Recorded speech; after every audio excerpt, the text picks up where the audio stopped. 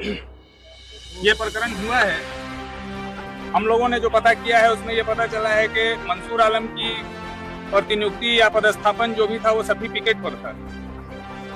ओम प्रकाश यादव डोमचांच थाना के प्रभारी हैं, उनके द्वारा लगातार इनको एक दबाव बनाया जा रहा था कि आपको डोमचांच थाना में आके ड्यूटी करनी है। जब इन्होंने इनकार किया कि मेरी प्रतिनियुक्ति जो है वो सभी पिकेट पर पुलिस अधीक्षक के द्वारा की गई है, हम आपके थाना में गाड़ी क्यों चलाएंगे, तो उन्होंने अपने पद का रौब दिखाते हुए सभी पिकेट पर प्रतिनियुक्त एएसआई मरांडी को ये कहकर दबाव बनाया कि अगर तुम रिपोर्ट नहीं करोगे तो तुम्हारे ऊपर हम रिपोर्ट करेंगे।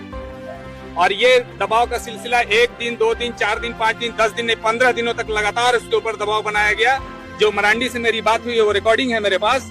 उसने स्पष्ट तौर पर मरांडी ने कहा है कि जब मैंने थाना प्रभारी के दबाव में आकर इसके ऊपर रिपोर्ट किया है, तो मैं पूछता हूं कि पुलिस अधीक्षक बड़े होते हैं या थाना प्रभारी बड़े होते हैं? जब पुलिस अधीक्षक ने उनकी प्रतिनियुक्ति सभी पिकेट पर की थी, वो किस परिस्थिति में आकर डोमचांच थाना में गाड़ी चलाएंगे, इसका जवाब हमको ओम प्रकाश यादव दें। जब मैंने ओम प्रकाश यादव से पूरे घटनाक्रम की जानकारी लेनी चाहिए तो वो इतना नीच मानसिकता का व्यक्ति है कि मृतक सिपाही के ऊपर मेरे आरोप क्या लगा रहा है कि वो प्रतिदिन सभी में लड़की छेड़ा करता था।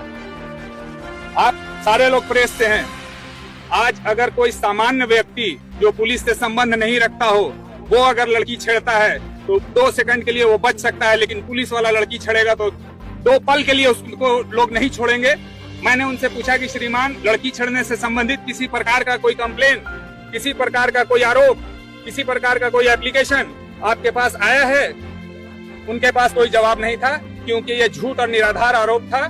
मैं पुलिस अधीक्षक महोदय से ये मांग करता हूं और मेरी बात भी हुई है, अभी जैसा कि दशहरा का त्योहार चल रहा है, असत्य पर सत्य की जीत होती है इसमें, तो मेरा ये मानना है, हम लोग पुलिस के लोग हैं, बहुत सारी चीजें हम लोगों को सोचनी पड़ती हैं। अभी विधि व्यवस्था संधारण में बहुत ज्यादा कठिनाई का सामना करना पड़ रहा है पुलिस को, दशहरा में काफी भीड़ हो रही है, तो ये सत्य के ऊपर जो सत्य की जीत होती है, सत्य के ऊपर, तो वही त्योहार चल रहा है। तो मुझे ये लगता है कि जिस दिन दशहरा का विसर्जन होगा मूर्ति का, ये दोनों जो आरोपी हैं, मुख्य रूप से मैं मरांडी को आरोपी नहीं मानता हूँ, एक कनीय कर्मचारी है, उसके ऊपर दबाव बना गया है अननेसेसरी, वो लिख के देने को तैयार है इस बात को। तो मेरा ये मानना है कि जिस दिन मूर्ति का विसर्जन होगा, ये दोनों आरोपियों का भी विसर्जन उस दिन निश्चित है। अगर विसर्जन उनका नहीं होता है तो इसकी लड़ाई जहां तक लड़ना होगा, माननीय पुलिस महानिदेशक तक जाना होगा या राज्य के मुखिया श्री हेमंत सोरेन तक जाना होगा, तो झारखंड पुलिसमैन्स एसोसिएशन अपने पुलिसकर्मियों के हित की लड़ाई के लिए किसी हद तक जाने को तैयार है।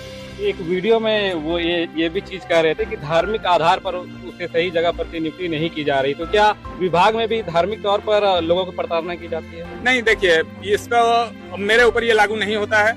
मैंने कोडरमा जिला में 12 साल सेवा दिया है और कोडरमा जिला का सबसे दुलारा प्यारा जो कह लीजिए, सभी पदाधिकारियों की नजर में रहा हूँ, पब्लिक की यहाँ की नजर में रहा हूँ, आप लोगों के साथ जुड़ के काम किया है, तो मैं इसको बहुत ज्यादा हद तक अहमियत नहीं देता हूँ। पुलिस विभाग में ये सब सारी चीजें नहीं होती है। वो खुद वीडियो में बोल रहे थे, अब वो क्या समझ के बोल रहे थे हम इसको नहीं बता पाए।